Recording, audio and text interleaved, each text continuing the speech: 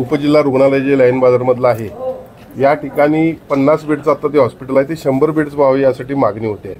उपजिल्हा रुग्णालयामध्ये बैठक घेतली आणि सन्माननीय पालकमंत्री आणि आरोग्यमंत्री यांना विनंती केली की या संदर्भात तातडीची एक बैठक आयोजित करावी। त्या दवाखान्याला त्याचा उपयोग होईल अशा पद्धतीने का करता येऊ नये यासाठी pollution control board, town planning, महसूलचे अधिकारी आणि आरोग्य विभागाचे अधिकारी सर्वच आज या ठिकाणी बैठकीला येत आहेत। अशाच नवनवीन अपडेट्ससाठी डिजिटल कोल्हापूर चॅनलला सबस्क्राइब करायला विसरू नका। आमच्या फेसबुक, इन्स्टालाही नक्की फॉलो करा। मध्ये बावड्यातलं सेवा रुग्णालय आहे त्याचा अधिकाधिक विकास करण्याच्या दृष्टीने तुम्ही पावलं टाकते। मीटिंग सुद्धा होते आरोग्यमंत्र्यांच्या सोबत। काय नेमकं यामध्ये गेली अनेक वर्ष हे उपजिल्हा रुग्णालय जे लाईन बाजारमधलं आहे या ठिकाणी 50 बेडचं आता ते हॉस्पिटल आहे ते 100 बेड्स व्हावे यासाठी मागणी होते।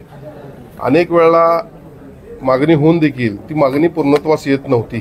यासाठी गेल्याच 2-3 दिवसापूर्वी मी उपजिल्हा रुग्णालयामध्ये बैठक घेतली आणि सन्माननीय पालकमंत्री आणि आरोग्यमंत्री यांना विनंती केली की या संदर्भात तातडीची एक बैठक आयोजित करावी।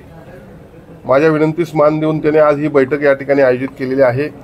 कसबा बावडा, शिये, लाईन बाजार, रमणमाळा आणि या परिसरातील मध्यमवर्गीयांसाठी एक महत्त्वाचं असणारे हॉस्पिटल आणि याचा विकास होणं फार गरजेचं आहे।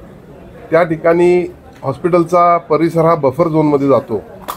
खऱ्या अर्थानं मी या बफर झोन संदर्भात अभ्यास केला असताना नगर विकास खात्याच्या माध्यमातून मला असं अभ्यास माझा असा झाला की बफर झोन हा प्रत्येक शहरामध्ये ठराविक वेगवेगळ्या अंतरांवर त्याचा नियम केला जातो आणि मग अत्यावश्यक सेवा ज्यावेळी असती त्यावेळेला मग हे हॉस्पिटल जर आपल्याला डेव्हलप करायचं असेल तर मग या ठिकाणचा बफर झोन हा थोडा शिथिल करून त्या दवाखान्याला त्याचा उपयोग होईल अशा पद्धतीने का करता येऊ नये यासाठी pollution control board, town planning, महसूलचे अधिकारी आणि आरोग्य विभागाचे अधिकारी सर्वच आज या ठिकाणी बैठकीला येत आहेत।